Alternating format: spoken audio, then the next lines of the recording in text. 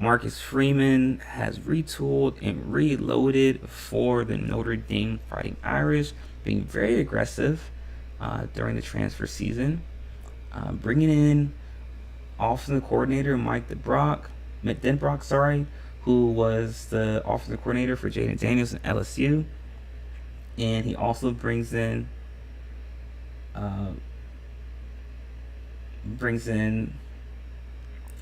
Riley Leonard, transfer quarterback from Duke. And as you guys know, Riley Leonard missed the majority of the season last year due to an injury.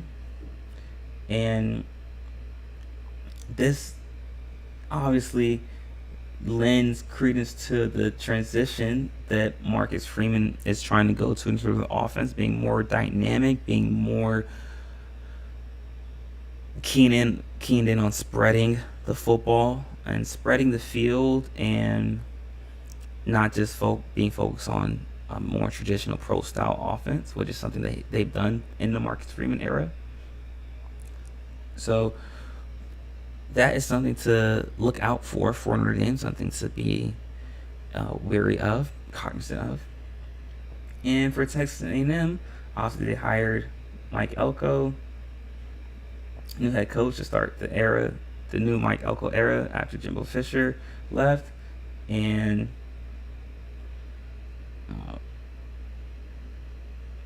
this is going to be a very interesting game, specifically for Texas A&M. As you guys know, their starting quarterback from last year, who is now, his name is slipping my mind, but if one of you guys can remember, just let me know. But anyway, Texas A&M starting quarterback from last year dealt with a number of injuries, but he'll be back again now, healthy. Notre Dame, going back to Notre Dame did lose their offensive tackle Charles Jagusa to a season-ending injury during practice, and now freshman Anthony Knapp will start in place of him. So that means Notre Dame is going to be starting 3 sophomores and 2 freshmen overall on the offensive line. And as you guys know, Texas A&M is returning their entire defensive line, who was one of the best in the country.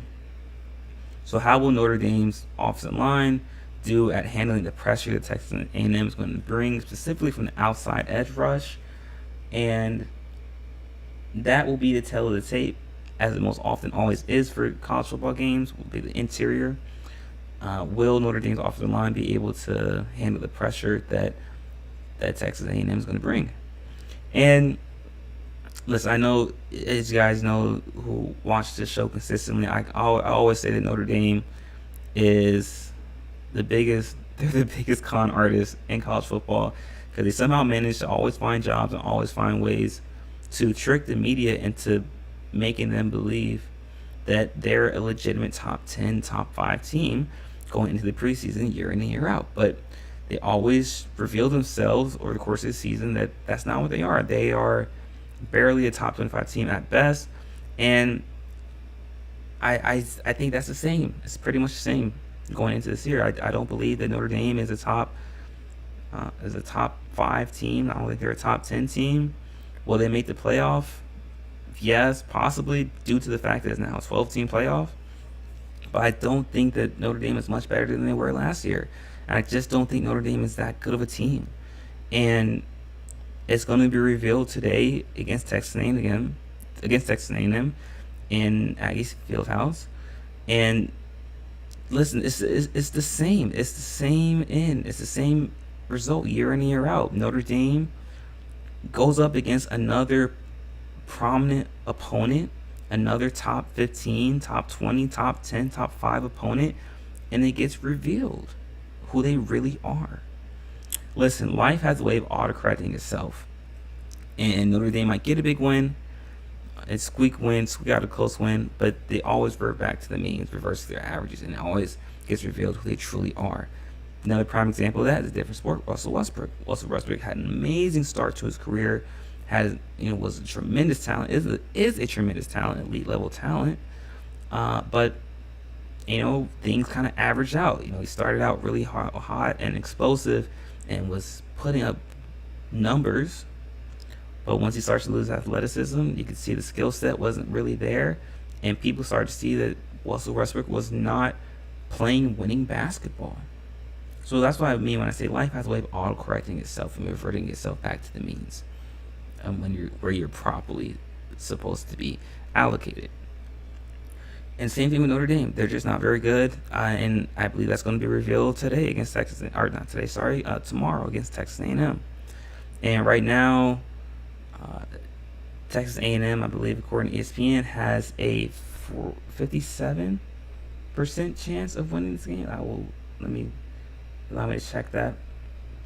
Sorry, sorry, it's changed. Notre Dame currently has 58.6% chance of winning this game. I'm not going with that. And right now, the over/under set at 46 with Texas A&M -3, which actually says a lot. And I would go with the spread. And I would take the under 46, due to the fact that Notre Dame is probably going to try to control the pace of the game. And I do believe that Texas A&M will win this game. I do believe it'll be a close game through and through. I do believe that Notre Dame will try to close the lead. Texas A&M will jump out to a lead going to the end of the third. They'll be up by about 10 points. And Notre Dame will try to sustain a drive, and they'll put a run together during the fourth to cut it to 3, or might even tie it. But I do believe Texas A&M will win this game by a score of 24-20, and I think that this is going to be much the same as last year for Notre Dame. They're just not that good. And what's going to be revealed as well over the course of the season is that Texas A&M in and of itself is also not that great of a team in comparison to other teams in the SEC, which really just says what you need to know about Notre Dame. But let me know what you guys think in the comment section. I would love to hear your guys' thoughts and opinions. Do you think Notre Dame will win this game on the road, or do you think Texas A&M will pull off the upset? And I'm not even calling this an upset when Texas A&M wins, because it's not. Texas A&M is just the better team. The only reason that they're ranked number 20 and Notre Dame is ranked number 7 is because of the name. It's because it's Notre Dame. It's because of the Fighting Irish. It's because they have this quote-unquote aura about themselves that people believe makes them one of the elite in college football. But that's clearly not the case, and it's not indicative of what their performance have been over the past 10-15 years.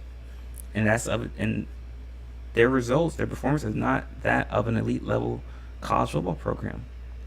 And I'm just saying what everyone else in college football knows. I'm saying what everyone in the media knows about Notre Dame, but are afraid to talk about.